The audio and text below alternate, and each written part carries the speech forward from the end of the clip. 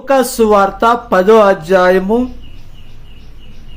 17వ వచనం 2వ లైన్ అండి. ప్రభువా, దెయ్యములు కూడా నీ నామమున వలన మాకు లోబడుచున్నవని చెప్పగా, మీరు ఉపవాసం ద్వారా కానీ దేని ద్వారా ఈ దెయ్యాన్ని మీరు ఎల్లగొట్టలేరని ఎప్పుడైతే యేసుక్రీస్తు ప్రభు చెప్పంలోనే యేసుక్రీస్తు ప్రభు మాట సెలవిస్తే ఆ దెయ్యము అతను విడిసిపోయిందండి.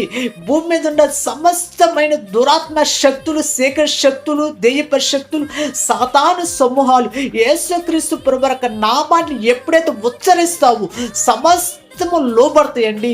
సమస్తము లోబడటానికి యేసుక్రీస్తు ప్రభు యొక్క నామములో ఉన్న శక్తి అలాంటిదండి. యేసుక్రీస్తు ప్రభు యొక్క నామాన్ని ఎప్పుడైతే నువ్వు మాట్లాడతావో సమస్త దెయ్యప శక్తులకి గడగడలాడతాయండి. గడగడలాడి వణికి పారిపోతాయి.